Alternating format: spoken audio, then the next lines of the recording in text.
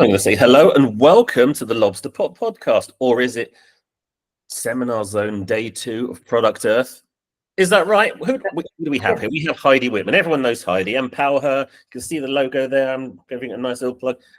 And there's me. But see, we were kind of working on this together a bit, weren't we? How you doing, Heidi? You're right. I'm well, thank you, Dave. Yes, and we were working on this together, and we still are working on this together because we're recovering from a hiccup. Yes. So what's your take on it? I mean, obviously you've been working closely with the Product Earth team, and you know, what's the kind of, well, I think there's been a lot of speculation about this, that, and the other. I think it's a bit, you know, it's been over a month now. What's the official line on what happened for day 2? Well, day 2, unfortunately, was canceled, and that was due to the venue security team not necessarily patrolling the exhibitors. And some of our exhibitors, unfortunately, forgot that the rule in all of the UK is never to smoke indoors, period. Doesn't matter what you're smoking. And they were smoking. Yeah. I know actually it wasn't just vaping. I mean, again, people will say, oh, patient's medicine, you should be able to access. But I mean, there was a huge outside area, and it's like, okay, well.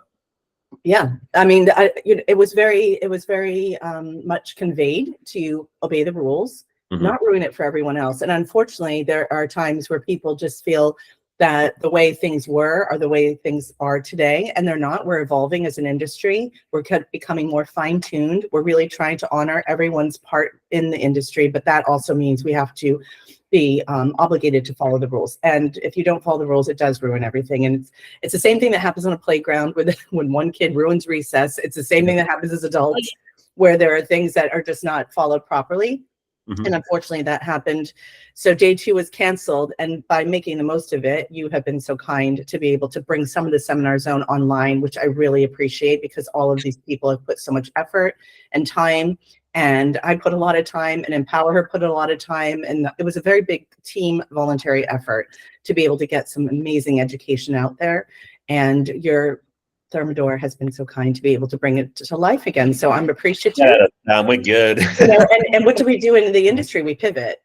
Exactly. We're like, oh, that didn't work. Well, we just need to turn into a different direction. I call it the same thing as with my horse. If my horse is scared of something, we turn his head and he's like, I'm totally fine. And that's, I think, the same way the industry works. So if it's working, we turn our heads. No, that's exactly. I mean, that's what I love about the cannabis industry, is that, you know, there is this kind of sense of being agile. I mean, they talk about it a lot in tech and things like that, but, you know, this is real kind of in process. You know, it's like, okay, well, we just need to understand what's happening. But I think my perception of the whole thing was, well, yeah, like you say, you know, we can't have nice things if, you know, if nobody plays by the rules. But I feel like maybe people feel like, well, if they're not patients and they're consuming, well, we're already here not consuming, and it's against the law because we've got recreational. So I mean, what's one more law to break? But again, I don't see the bigger picture and how this sets the industry back, because, you know, as we try to make it more legitimate, you know, people need to be able to see that working together to get to that point, to get to a point where it is socially acceptable. We're not there yet. So, you know. Yeah, and it's a very collective effort. Yes. And there are always going to be rogue players. You know, that's the nature of our industry. That's the history of our industry, is that we've been fighting to use cannabis as and when we wish. But when you're in a regulated country, you have to obey the rules. And that is really difficult for some. And I understand their view, but I also understand the big picture. And there are a lot of us who are working tirelessly day and night to make that big picture come to life and have a really good impact on the industry as a whole, by having a medical market that is more accessible, by having medicinal products that are more than just flower accessible. We're working on this so hard. We don't need any kind of hiccups, but they're going to be inevitable. So once again, you pivot, you switch, you move, you groove, and, you know, here we go. Yeah, that's it. Always a workaround in cannabis. That's the thing. Yes. But again, EmpowHer, I mean, did you launch? How long ago did you launch? Was it a year? Launched October 23. Wow. And as of this year, I could say right now we're at about, I mean, we're edging towards 750 women that are involved in the EmpowHer network. This is a community. Now, right now it's been online as a WhatsApp group. However, we are creating a membership model because of the cost that it's going to entail in order for us to go on to a true community, which we would prefer Slack to do so. And we attempted it, but with the cost being, you know, we're all volunteers and then everything's coming out of our pockets. So it doesn't really work well. So what we're going to do is we're going to create a model where the women do have access to a free option, but also other tiers that are not going to be more. I mean, we're looking at, under €100 a year to be a part of this, but this will give them the chance to maybe be offered opportunities for different kind of strategic partnerships, internationalization, speaking on stage, etc. We want people to have a bit of a, skin in the game for the growth of the community. I think we are right now, and I'm 99.9% accurate, the largest global network of women in cannabis. And it just keeps on going. So we're going to be actually we'll be representing as media sponsors at the Bordeaux conference coming up on the 26th of this month on Saturday. Yeah. So I'll be going to Bordeaux and hosting some of our amazing women on stage, talking about female health, and then also doing a bit of moderating for the sports panel, which is kind of exciting because that is a whole industry that's blooming, and a sector, I should say, and the use of cannabis for prevention and recovery. And then we'll be growing into, let's see, the next one after that will be, I think, MJ. Yeah. So at MJ, I'll be going to Vegas with one of my clients, but at the same time, Role Models, which is ROLL, is going to be it's going to be debuting on the stage at Planet 13 Dispensary, thanks to Catherine Sidman, who's offered us 2 hours. We're going to be up there with Melanie Wenzel from Cannabis Queens, as well as an EmpowHer member. And we're going to be rocking a stage for 2 hours, talking to some of the best in the business on an international level to bring some international EmpowHer love to Vegas. And so that's what we'll be doing for men and women, men who are supporting us and women who are, starring in the show. 100%. I mean, again, you've built some great, you continue to build some great kind of strategic partnerships with a lot of, not just the shows, but other organizations. What's kind of been your sort of motivation behind all your strategy for getting EmpowHer to this point? Because again, to come this far in a year is so impressive.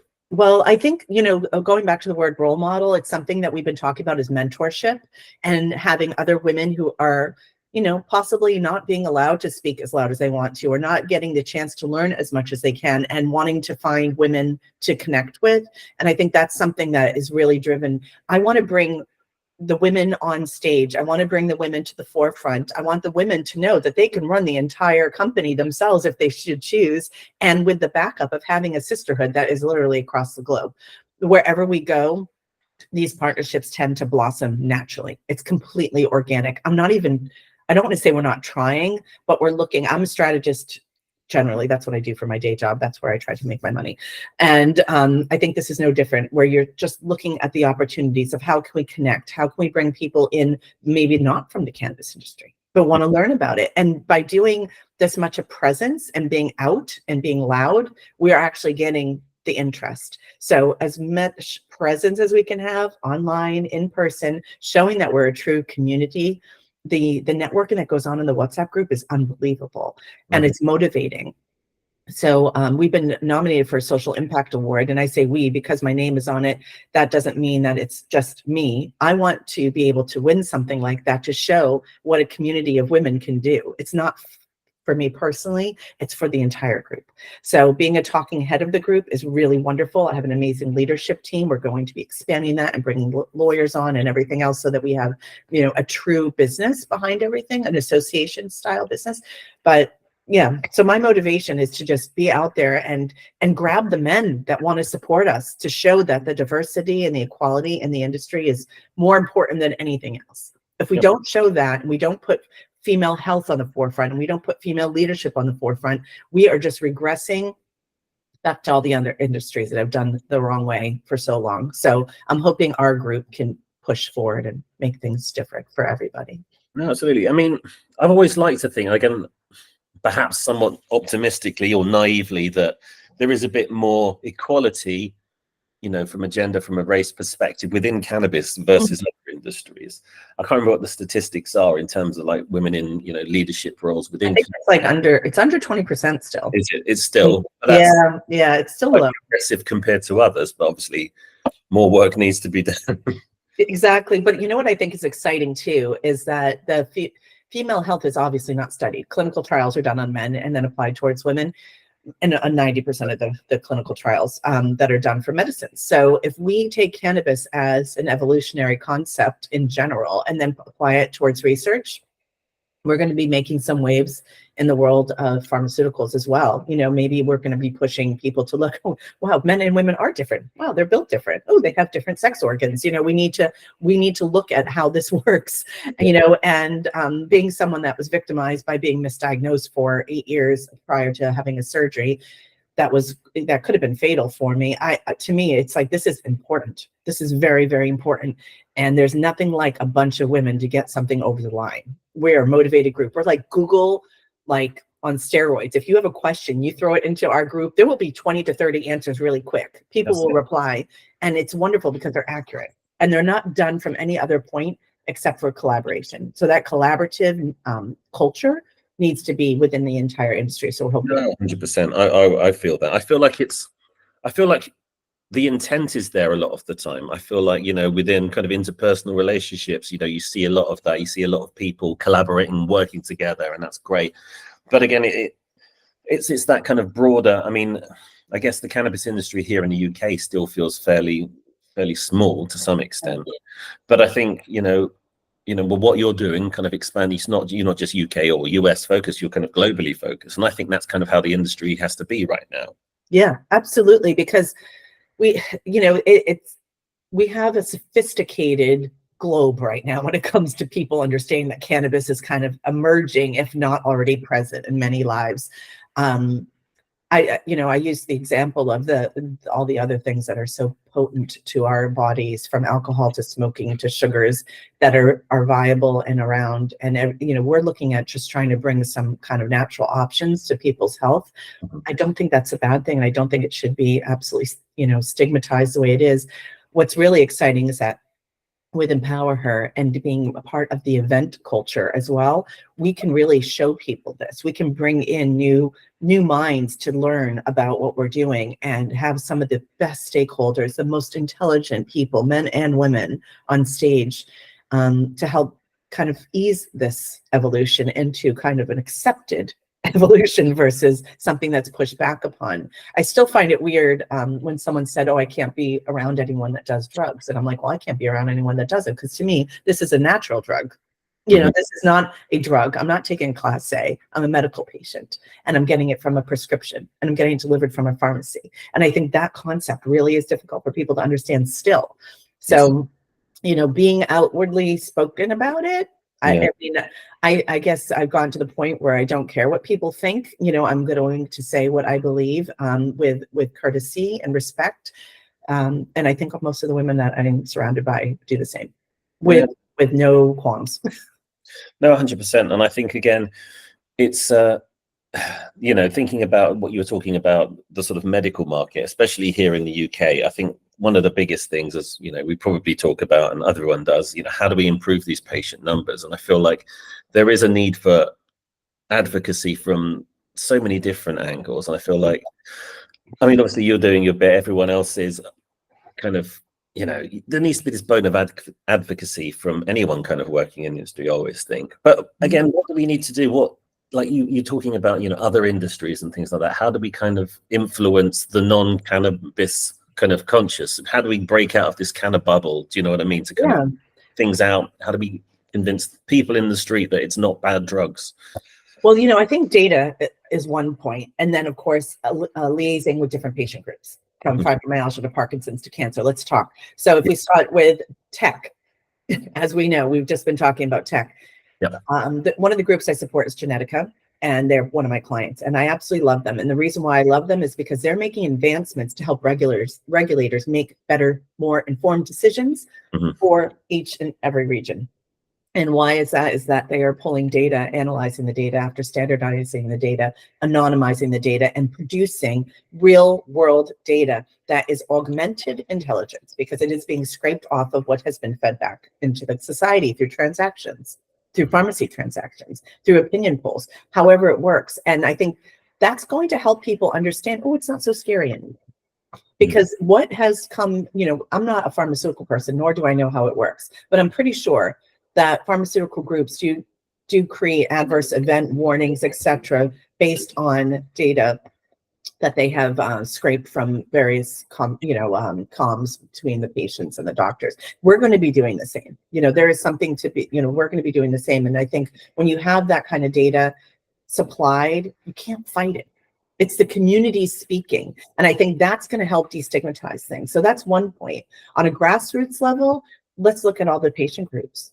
Why not give patient groups some advice and knowledge that's not scary, that's legal? Medical cannabis is legal in the UK. Why not let people know that that is available? And sometimes women can have a soft entry point to that. Not saying men can't, but with our EmpowHer group, I'm speaking for our group specifically, we can have a soft entry point, inviting people to some of the conferences that we're planning on doing in conjunction with Product Earth Medical, which will be launched, soon too, where we're going to be doing strictly medical-based discussions. So that's something that's coming up. It's something I'm excited about doing, because Product Earth in the past, which has led to what situation had, it was sort of a gift, to have it canceled, because it started to rework. Well, we can't have trade when legacy is seeping in, because that's not who we have to be in order to change the world of the UK and the world as an entirety when it comes to understanding. We have to stay within the black and white. And I think that's the way we can bring in patient groups comfortably,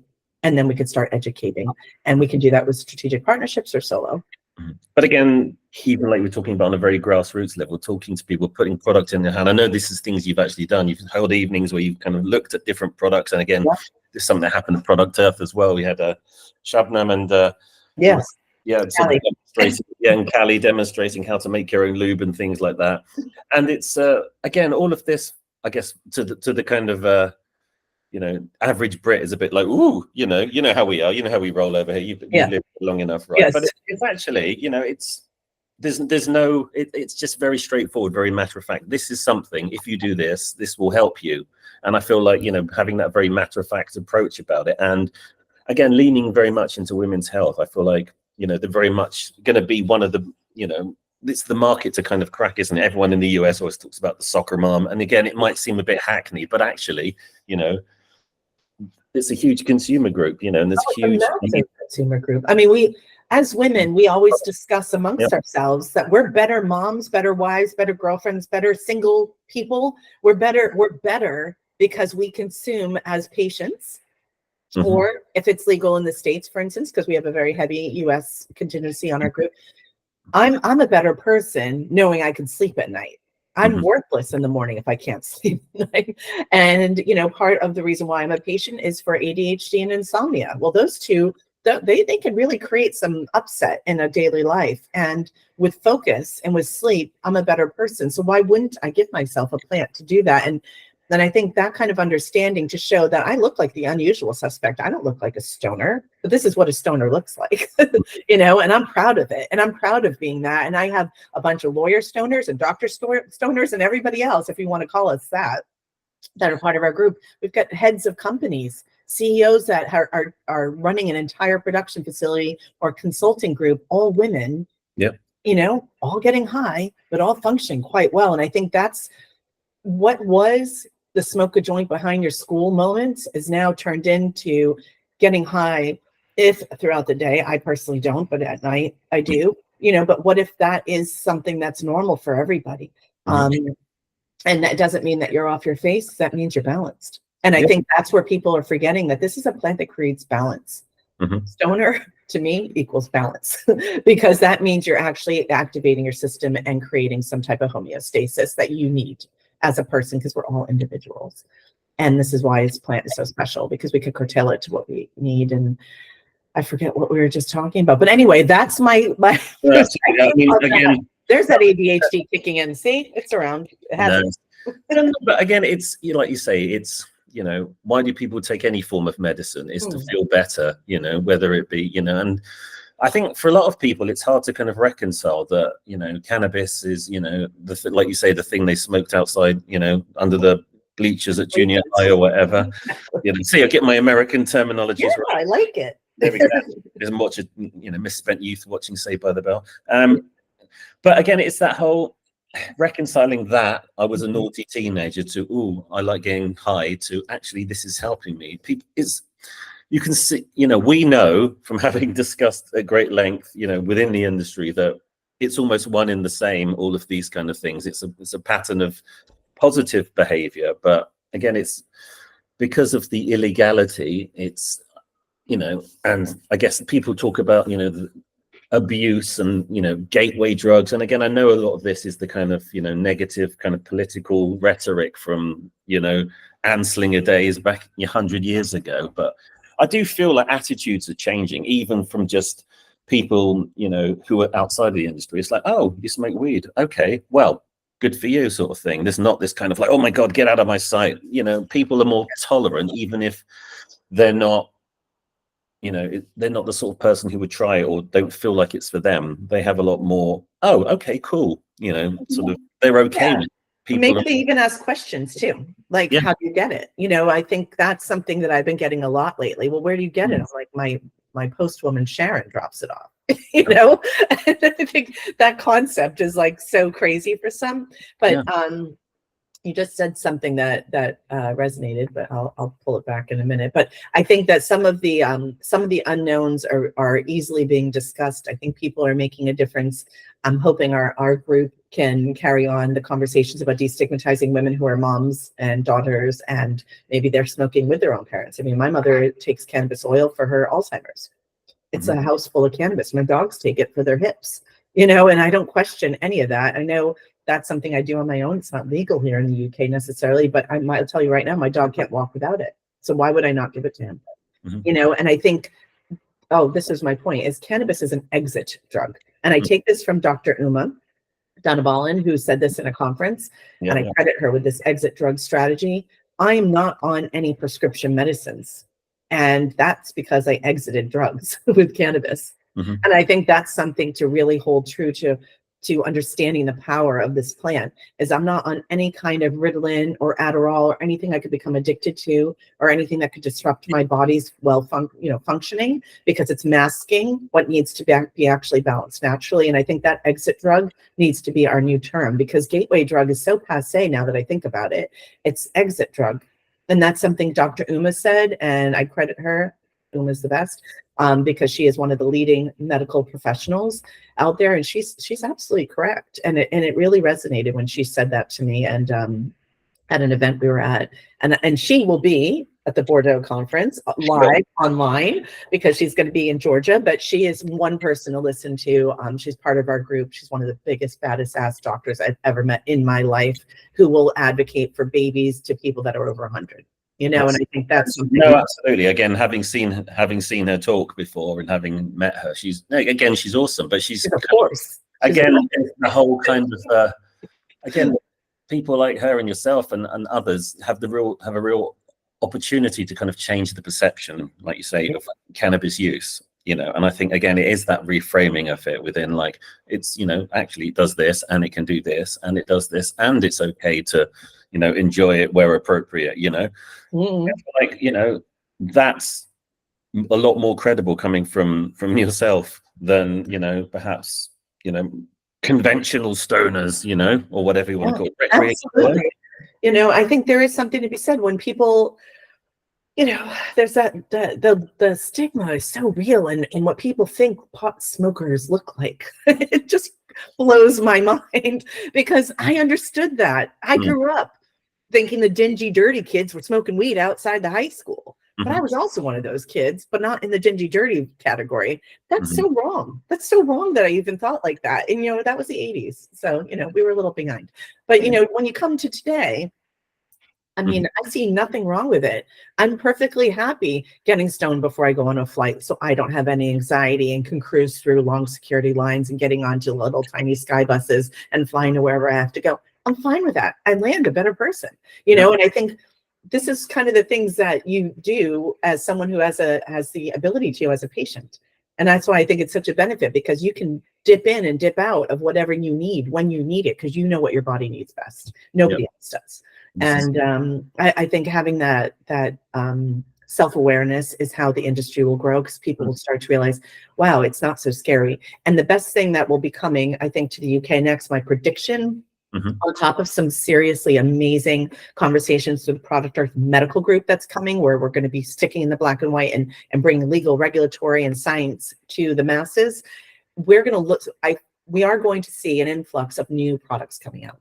So it's not just vaporizing. You know, we're going to be looking at different products coming into the UK very soon. I think that will be more applicable to larger demographics. And that's something I'm passionate about. I'm passionate about bringing products for the elderly. You know, maybe they're suppositories, maybe they're capsules, maybe they're tinctures. You know, it's very difficult for people to wrap their head around something that's a medicine that comes in a flower sometimes. No, so we need to upgrade. We need a glow up. Yeah. Cannabis glow up. Yeah, We're expanding their opportunities. Green up. A green up. We need a green up. Yeah. 100%.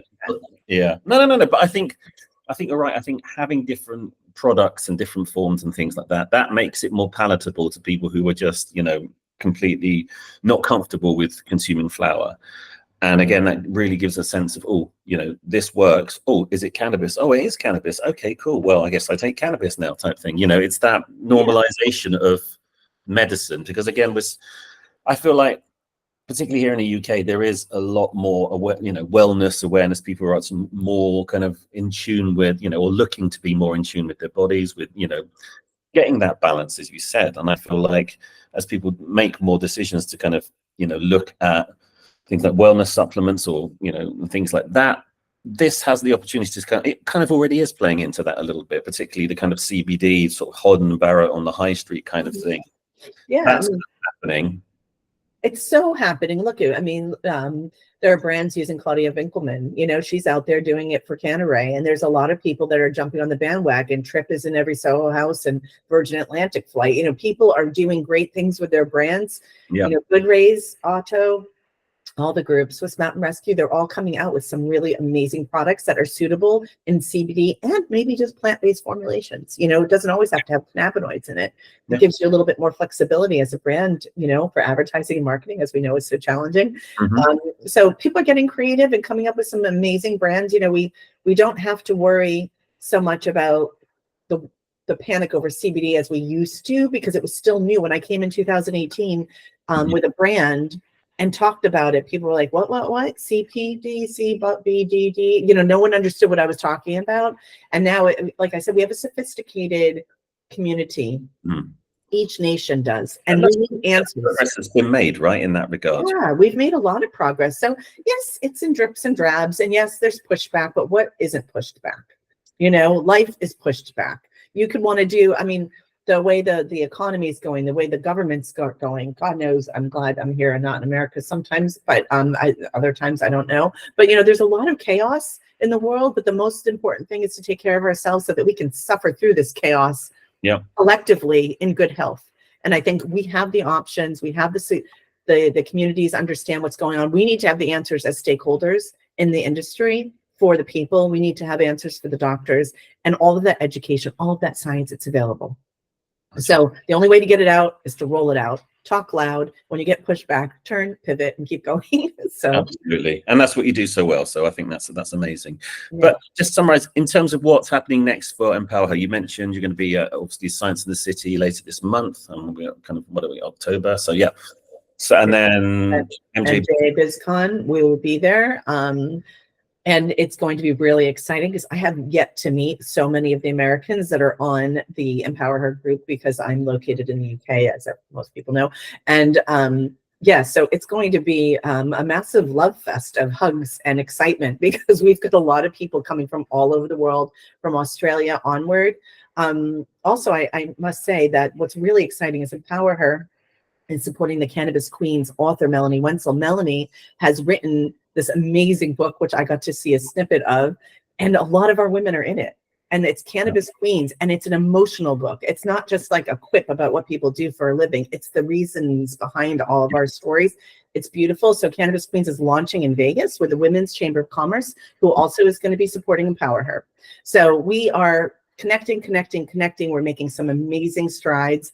And when we go to conferences and we find each other, it's like you can feel the energy. It's electric. And that's what's something that is so special. Once again, never planned, completely organic. And I encourage everyone to join us. And in support of us on Instagram, anyone can follow us. But for LinkedIn and for our WhatsApp chat, we are 100% female.